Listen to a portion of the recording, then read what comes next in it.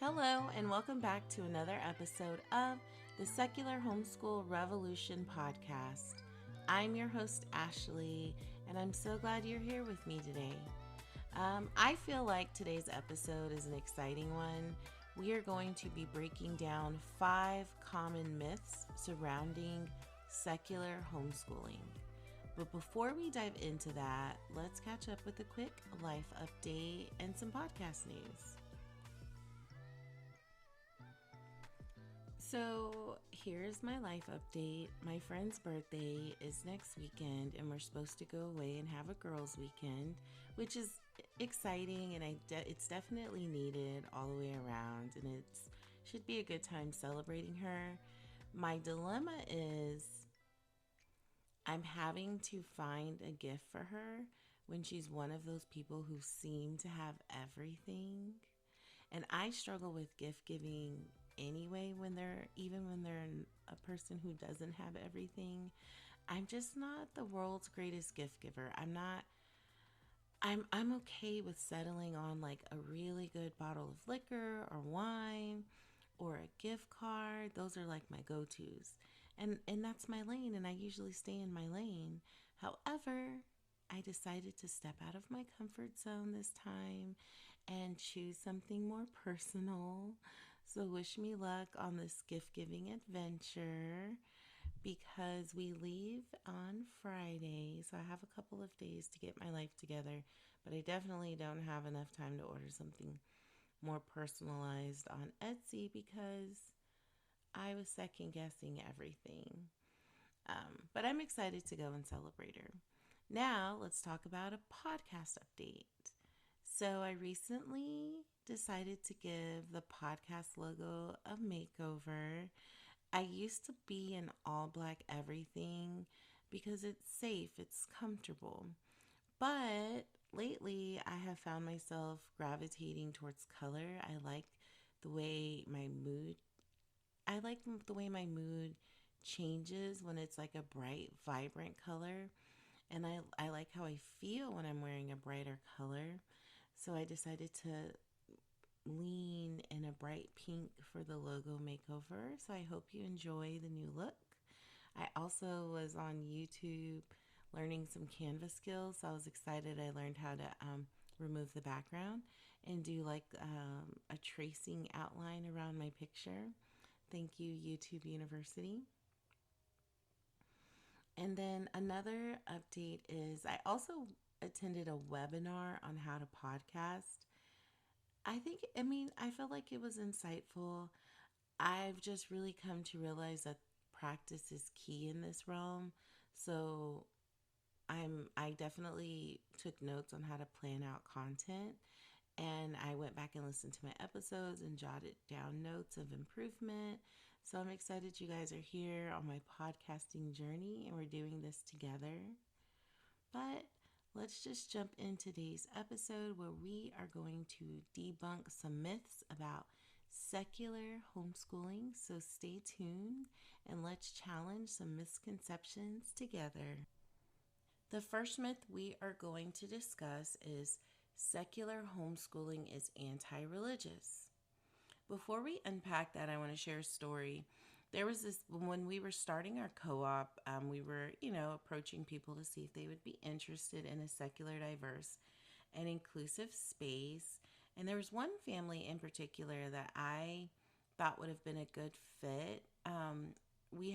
Me and the mom always had really good conversations, and her kids played well with my kids, even at the park, and they would play online together, and it was never any issues. And so when I approached her about our group, she was like, "Oh, that sounds good. That sounds good." And I was like, "We are secular, diverse, and inclusive." And she's like, "Wait, secular? I'm not comfortable with that." And it's definitely something I think I should reach out to my pastor and discuss before we join. And I never heard from her again. My kids never played with her kids ever, not even online. And so I didn't grow up in a religious household. My mom gave us the unique opportunity to explore different religions and experiences. And I really do thank her for that opportunity. So I think that's why I didn't realize the word secular could be so triggering for religious families. So, secular homeschooling at its core is not about being anti religious. Instead, it's a conscious decision made by families to separate education from religious influence. In a secular homeschooling environment, the focus is on providing a curriculum that is neutral and inclusive. And neutral is a little bit of a buzzword or a trigger word because in the secular homeschooling world, um, when a curriculum is neutral, sometimes it does have some religious theories built into it. And then there's strictly secular curriculums where there's no religious theories built into it at all. I prefer a strictly secular curriculum, but there are secular families who are okay with the neutral version. It is a preference. But when we're picking curriculums, we are choosing to decide what kind of educational climate our kids will have, and we can give them the opportunity to explore a wide range of perspectives, ideas, and beliefs without the framework of any particular religious doctrine. And I feel like when we're creating this environment, we are encouraging these kids to ask questions, to critically analyze information, form opinions based on evidence and reason. And I feel as that's the essence of secular homeschooling. We are fostering an environment where curiosity is celebrated and intellectual exploration is not confined by any religious boundaries. So it's not about dismissing religious beliefs, it's about providing a platform where diverse beliefs are acknowledged and respected. And so when you hear someone say that secular homeschooling is anti religious, it's important to correct that misconception so that we can start shifting the narrative because there are more secular homeschoolers out there. So we are going to be a myth buster. Next on the chopping block is the belief that secular homeschoolers lack socialization opportunities. Oh my goodness. I've heard this so many times, and it's like this is old news. Boo, tomatoes, tomatoes, tomatoes. I feel like in reality, there are numerous avenues for social interaction from local homeschooling groups to extracurricular activities to co op classes to community events. Secular homeschoolers are actively engaged in creating social circles. Now, I will say it does take a tremendous amount of effort from the parent side of being intentional to make sure that they're going to these homeschool groups, extracurricular activities, co op classes, community events, because I don't believe, like, oh, they socialize with the grocery store clerk is enough. You have to be really intentional to make sure that your kids have those enriching experiences to build and to have socialization because it isn't enough just to interact with the grocery store clerk. So there has to be a little bit more drive behind it. But at least in my circle, we have a lot of parents committed to um, their kids creating those experiences and opportunities. And so I do realize that there are people who don't get the same level of socialization.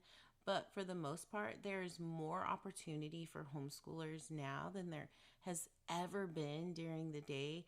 And I was just talking to my friend about it because it's all these new homeschoolers, and I'm like, wait, 5 years ago, there were not this many homeschool classes being offered. There was not this many field trip opportunities open to homeschoolers like there are now.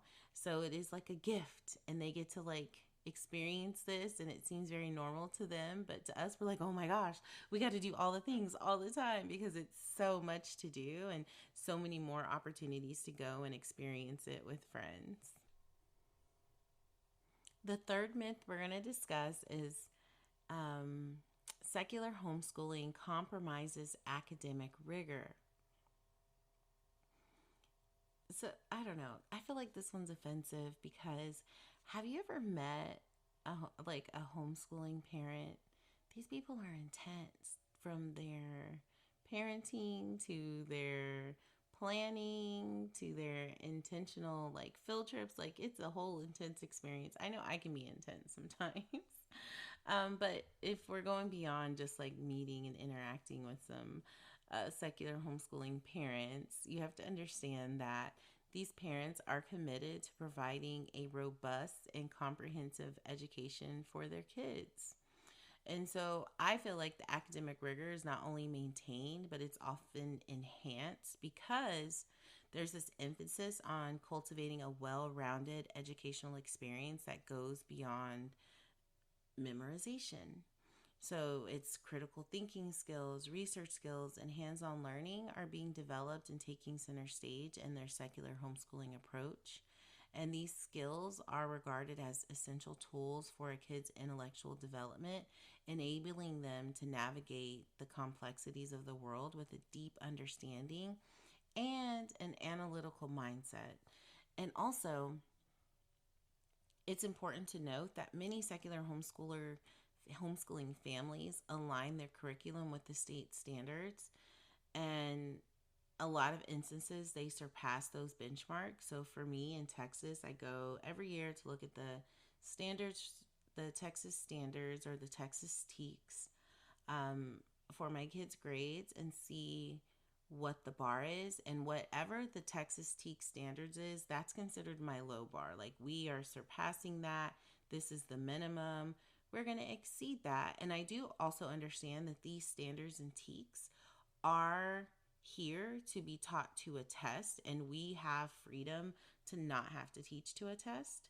Um, and because there's no required testing in the state of Texas. But I personally do my own benchmark testings for my kids. And you can get other testing. You can get MAP testings online. You can do the Iowa online. You can print out old state standardized tests and offer them to your kids. So there's options if you want to test your kid. But for me, the state standards are like the bare minimum that we will do, but like we will exceed that each and every time. But whenever we're exceeding the bare minimum, we're empowering our kids to question, analyze, and foster a love of learning that I feel goes beyond the confines of a traditional educational structure, because the goal is not merely to meet academic requirements, but it's also to instill a passion, a love of learning that the kids will be able to keep with them throughout the rest of their lives. And so the belief that secular homeschooling compromises academic rigor is a misconception that overlooks the meticulous planning, dedication, and adherence to educational standards that are the integral part of the secular homeschooling philosophy.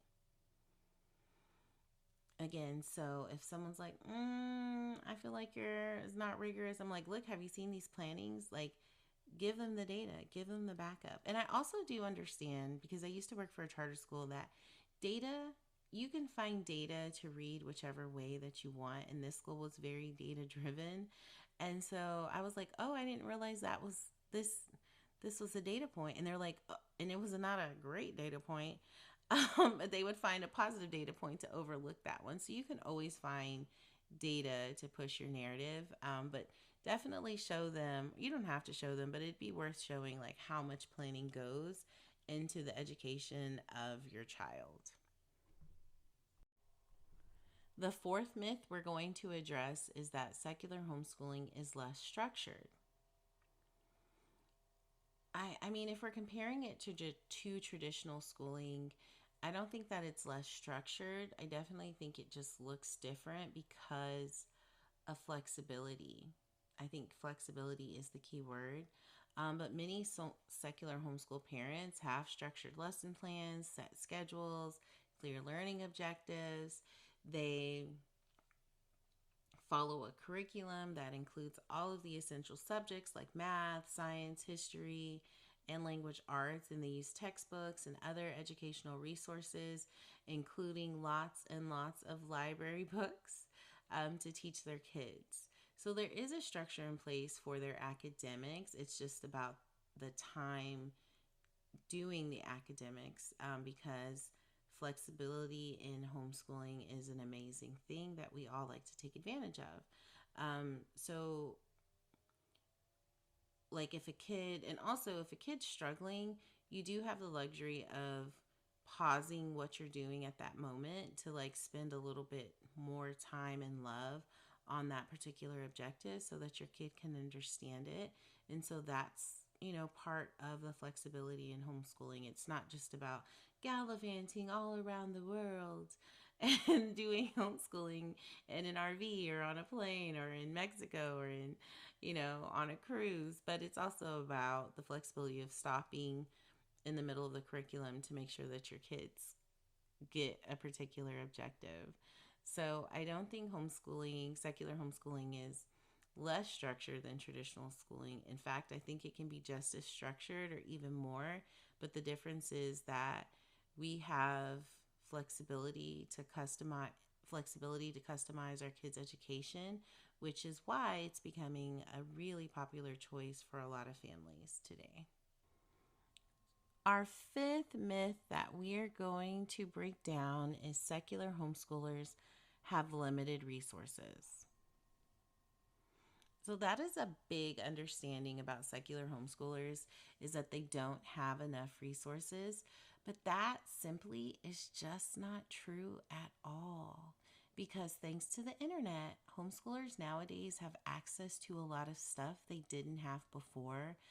You can find all kinds of educational materials. Digital libraries and online platforms are just a few clicks away. So, for instance, let's talk about science. So, if you're into science experiments, there's tons and tons of online videos and tutorials, and there are some really good science subscription boxes.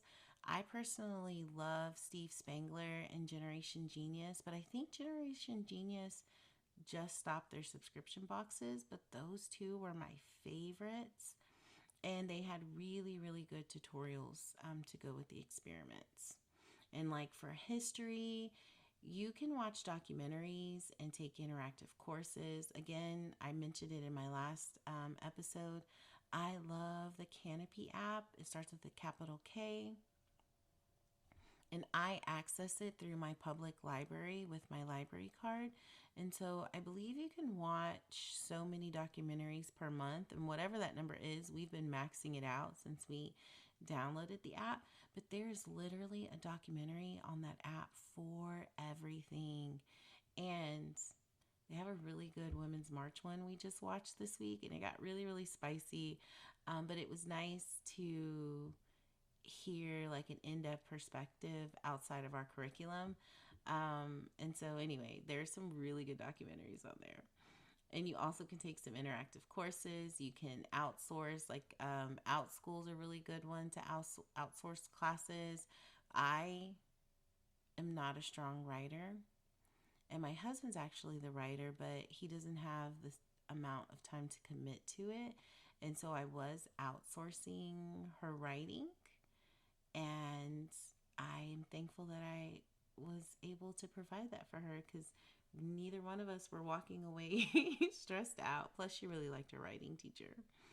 So it ended up, and they would meet twice a week, and she would give them tips, and they would do assignments, and they would have assignments that they have to turn in. And I felt like the class was super affordable, but there are a variety of classes with a variety of topics, a variety of price points. There's actually this Facebook group for OutSchool. It's called Discounted OutSchool Classes. That's a really good Facebook group to join, because if it's a teacher who's trying to introduce a new class, or he or she or them are wanting to get more reviews on the class, they'll sometimes offer the class for free or at a really deep discount. And also, if sometimes your class gets canceled, or it's like your schedule opened up, you can say, hey, I'm looking for a dance class for my kid to join in today. Our schedule freed up. And sometimes someone will offer you the class if they have space at a discounted rate. But that is a really good, it's Outschool Discounted Classes Facebook group. Parker took this, my oldest took this really cool women's studies class, and the lady that was leading the class was a professor out at UCLA.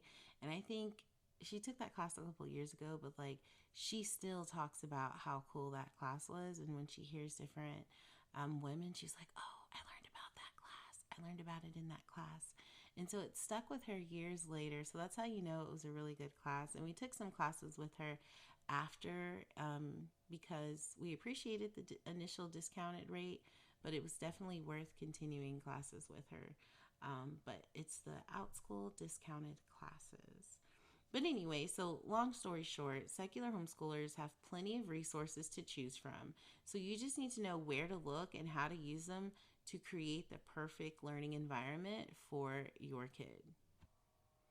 So we're wrapping up this episode on the Secular Homeschool Revolution podcast. We debunked 5 myths about secular homeschooling. We understand that we shouldn't believe everything we hear, especially when it comes to education. And secular homeschooling isn't anti-religious. It's all about celebrating diversity and exploring different perspectives. There's no need to worry about socialization because there are plenty of opportunities for secular homeschoolers to connect and make friends. And we also have come to understand that as a secular homeschooling family, we are not creating a less academic environment, and at times it's often more rigorous than what's being offered in a traditional educational setting. And that's because we get to offer the ability to think critically, research, and do hands-on learning that go beyond the traditional educational standards. Plus, don't think for a second that secular homeschooling is less structured. We just rely on the word flexibility, but many families carefully plan lesson plans, have clear learning objectives. And when I say plan, like these mamas or most parents, if we're using inclusive language, are planning for the year ahead. I know we had a planning meeting and a curriculum sharing meeting. So we are very serious about the level of academic exposure our kids get. And last but not least, don't assume that secular homeschoolers have limited resources, because they have access to a wealth of educational tools, online platforms, and diverse materials. So keep questioning assumptions and join us on the next episode of the Secular Homeschool Revolution podcast to keep revolutionizing your homeschool experience.